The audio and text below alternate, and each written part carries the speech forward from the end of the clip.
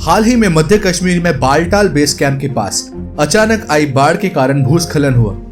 ये घटना 8 जुलाई को हुई जब अचानक फ्लैश फ्लड्स और लगातार बारिश के कारण ये आपदा घटी। इस दुखद दुर्घटना में कुल 15 लोगों की मौत हो गई और 55 लोग घायल हो गए, जिनमें मुख्य रूप से अमरनाथ तीर्थयात्री थे। दर्जनों अचानक बाढ़ के बाद लापता हो गए थे। इस घटना का मुख्य कारण फ्लैश फ्लड्स है। आखिर क्या होता है एक फ्लैश फ्लड? बादल फटना किसे कहते हैं? चलिए जानते हैं। अमरनाथ मंदिर के बारे में हम आखिर क्या जानते हैं? अमरनाथ मंदिर भारत के जम्मू और कश्मीर में स्थित एक हिंदू मंदिर है।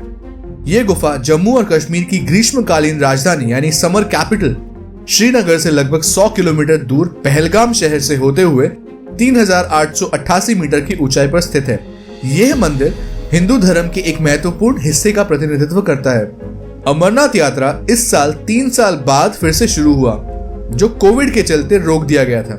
इस वार्षिक यात्रा में अमरनाथ गुफा मंदिर तक पहुंचने के लिए दक्षिण में पहलगाम और मध्य कश्मीर में सोनमर्ग, ये 2 रास्ते हैं। आखिर अमरनाथ फ्लैश फ्लड के बारे में हम क्या जानते हैं? फ्लैश फ्लड्स क्या होते हैं? ये आमतौर पर बारिश के दौरान या उसके बाद जल स्तर में अचानक वृद्धि के कारण होती है। ये बहुत ही उच्च गति के साथ छोटी अवधि की अत्यधिक लोकलाइज्ड घटनाएं हैं और आमतौर पर वर्षा और चरम बाढ़ की घटना के बीच 6 घंटे से भी कम समय तक चलता है। इतना समय विनाश करने के लिए बहुत होता है। चोक्ड पाइपलाइंस या प्राकृतिक प्रवाह में बाधा डालने वाले अतिक्रमण अर्थात इल्लीगल कंस्ट्रक्शंस की उपस्थिति में ये बाढ़ की स्थिति और खराब हो जाती है। आखिर इसके प्रमुख कारण क्या है? ये एक तेज आंधी, तूफान, उष्णकटिबंधीय तूफान अर्थात ट्रॉपिकल स्टॉर्म्स या बर्फ से पिघले पानी या बर्फ की चादरों से पिघले पानी के बहने से जुड़ी हुई भारी बारिश के कारण हो सकती है। किसी भी बांध के टूटने या मड स्लाइड के कारण भी अचानक बाढ़ आ सकती है। ज्वालामुखियों पर या उसके आसपास के क्षेत्रों में विस्फोट के बाद अचानक बाढ़ भी आ सकती है, जब भीषण गर्मी के कारण स्नो पीक्स पिघल जाए। वर्षा की तीव्रता, वर्षा का स्थान और वितरण, भूमि उपयोग और स्थल आकृति, वनस्पति के प्रकार, मिट्टी के प्रकार और मिट्टी का पानी सामग्री, ये सभी कुछ निर्धारित करते हैं कि फ्लैश फ्लडिंग कितनी जल्दी हो सकती है और कहां कहां इसका प्रभाव पड़ सकता है। आखिर क्लाउड बर्स्ट अर्थात बादल फटना किसे कहते हैं? हम बादल फटने के बारे में आखिर क्या जानते हैं? बादल फटना एक छोटी अवधि की एक छोटे से क्षेत्र में तीव्र वर्षा की घटना है। ये लगभग 20 से 30 वर्ग किलोमीटर के भौगोलिक क्षेत्र में 100 मिलीमीटर प्रति घंटा से अप्रत्याशित वर्षा के साथ एक मौसम की घटना है। भारतीय उपमहाद्वीप में ये आमतौर पर तब होता है जब मॉनसूनी बादल उत्तर की ओर बंगाल की खाड़ी या अरब सागर से मैदानी इलाकों में और फिर हिमालय की ओर बहता है, जो कभी कभी प्रति घंटे 75 मिलीमीटर बारिश लाता है।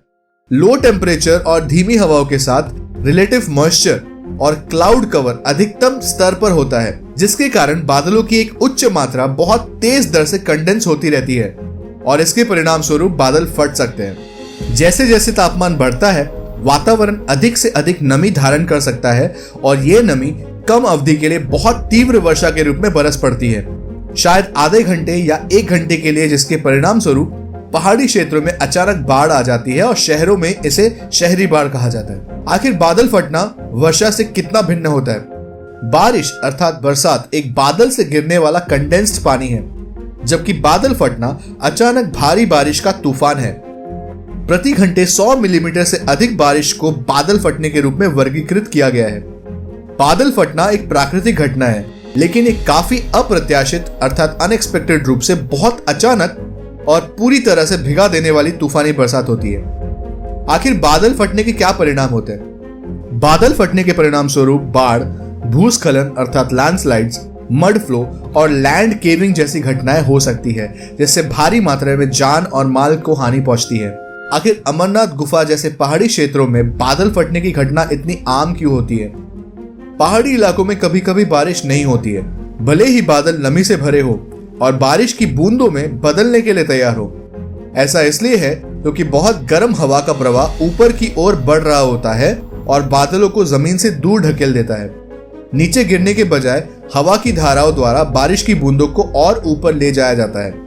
कभी कभी बारिश की बूंदें इतनी भारी हो जाती हैं कि ये बादल उनको रोक नहीं पाते, इसलिए वे सभी एक साथ नीचे आ गिरते हैं, जिसे बादल फटना कहते हैं। 2020 में प्रकाशित एक अध्ययन ने मौसम की स्थिति को देखा, जिसके कारण केदारनाथ क्षेत्र में बादल फटे, जहां एक बादल फटने से 2013 की विनाशकारी बाढ़ आई थी। उन्होंने पाया कि बादल फटने के दौरान रिलेटिव ह्यूमिडिटी और बादल कवर अपने उच्चतम स्तर पर थे और तापमान कम था और हवाएं भी धीमी थी। ठीक ऐसा ही कुछ हुआ अमरनाथ गुफा की इस त्रासदी में। अंततः राहत की कुछ खबरें 14 जुलाई को आई।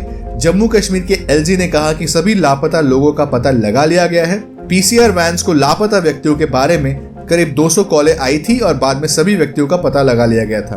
उन्होंने कहा बचाव अभियान पूरा हो गया है और मलबे में कोई और शव बरामद नहीं हुए।